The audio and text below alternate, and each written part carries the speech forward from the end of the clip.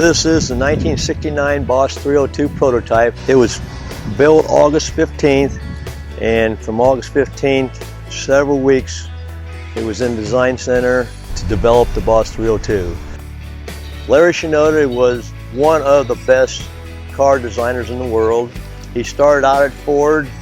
He hired in at GM later and got famous with a 63 split window Corvette. And when he came back to Ford to develop a car that was going to compete with the Camaro.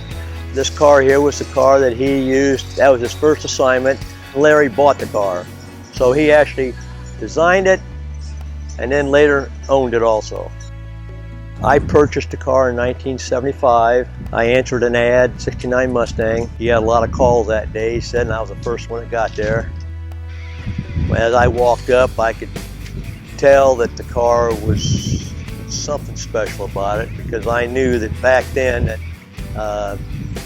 aftermarket parts wasn't near as plentiful as now. I knew the spoiler was not production, and I knew that it didn't come out with chrome stands. The rear spoiler stands were closer together than the factory production ones were. The rear spoiler has got a sag in it. That sag has been in there shortly after it was built. Larry hurried up and developed a rear spoiler, and the material, it didn't hold the strength. The rear slats were not roof mounted. The top slat is fast and solid, and the rest of the slats hinge on the top slat. And then at the bottom, instead of the big latch going over top to lock it down, this has got two little C-clips on each side that locks it on. Features that would have cost Ford a lot more money to make. My opinion, and many others, think it's a lot nicer and cleaner look the way this production was on this prototype. It's got a 428 Cobra Jet motor in it. Larry left that in there because this was a design prototype, and the Boss 302 motor was not quite finished how they wanted it yet. That's why it's called the only Boss 428 in history.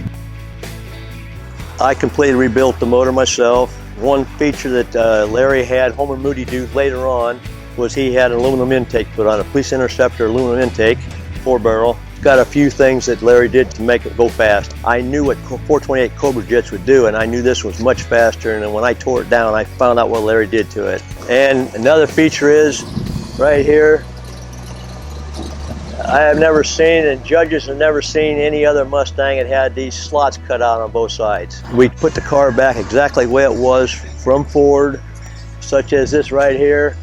That is a mark where a hanger was hanging when they painted the hood.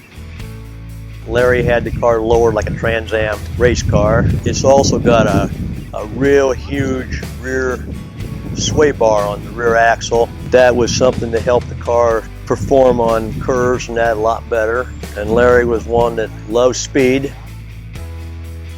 It's got Boss 9 wheels on it. And a few other things that Larry added himself to it was it had a burglar alarm system in the trunk. It's got tilt steering wheel. It's got electric trunk release.